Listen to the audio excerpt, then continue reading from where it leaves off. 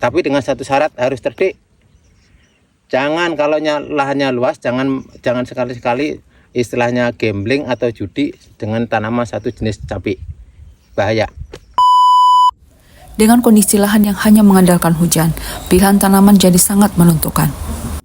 Karena itu, Pak Andi Irianto, salah satu petani dari Banjarbaru, memilih menanam tanaman hortikultura di lahannya. Salah satunya cabai. Berikut pemaparan beliau tentang alasan menanam cabai dan strategi yang dilakukan agar tidak rugi. Jangan lupa like dan subscribe supaya kamu tidak ketinggalan konten lainnya. Assalamualaikum warahmatullahi wabarakatuh. Hai Sobat Tani, saya Andi Irianto, petani hortikultura dari Kelurahan Samdinur, Kecamatan Landasan Utara, Kota Banjarbaru, Kalimantan Selatan. Ada melon di sebelah kanan saya, ada cabai di belakang melon, ada lombok keriting di sebelah sana. Itu satu karena cuaca atau keadaan terutama di tempat kami itu iklimnya itu adalah tak ada hujan, tidak ada irigasi. Terus yang kedua, tanaman cabai atau hortikultura itu jangka pendek, nilai ekonomisnya tinggi. Kita tetap menggunakan pupuk subsidi, yaitu Ponska dengan Ponska, tapi menyesuaikan dengan umur. Kalau memang itu masih kecil, kita tetap pakai Ponska yang ada itu, yang dari pemerintah, bantuan subsidi pemerintah. Kalau nanti masa generatif baru kita tambah pupuk yang lainnya yang non subsidi. Trip, kalau cabai, tungau, kutu kebul, terus capuk, terus ulat, mungkin ada jamur, mungkin itu. Kalau itu semua kalau kita siasati, kita dengan pengamatan yang tepat, insya Allah bisa teratasi dengan baik. Syaratnya untuk trip, tungau, nah kita biasanya pakai obat abemectin. Kalau untuk jamur itu fungsida, itu mungkin. Dari pindah tanam, kita hitungnya dari pindah tanam, dari persemaian pindah ke tanam, itu kurang lebihnya kalau untuk cabai ini khususnya di tempat kami itu berkisaran antara 3,5 bulan sampai 4 bulan itu sudah siap putik. Nah, kalau mungkin di daerah lain itu karena cuaca iklim aja yang membedakan karena pengaruhnya.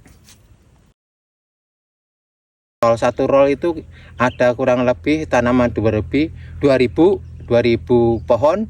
Kalau kita untuk cabai kecilnya ini, cabai rawitnya kurang lebih ini ada tanaman kurang lebih 2000. Kalau untuk cabai keritingnya kita ada tanaman 5000, mungkin itu.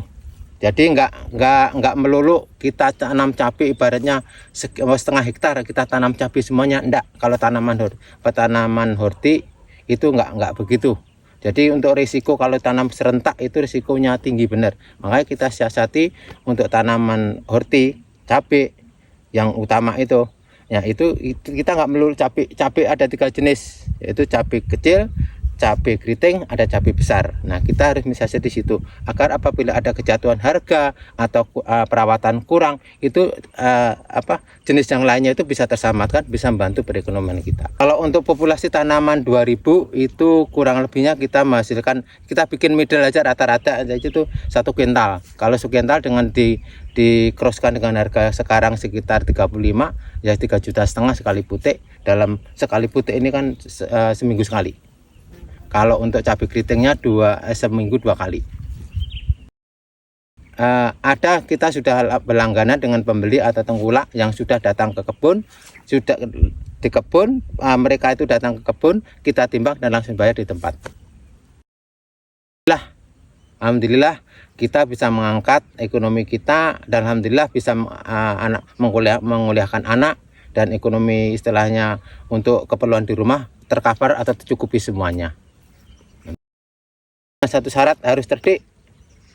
Jangan kalau lahannya luas, jangan sekali-sekali istilahnya gambling atau judi dengan tanaman satu jenis cabai. Bahaya.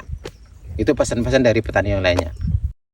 Sama itu kendalanya itu di istilahnya di obat atau di pestisida.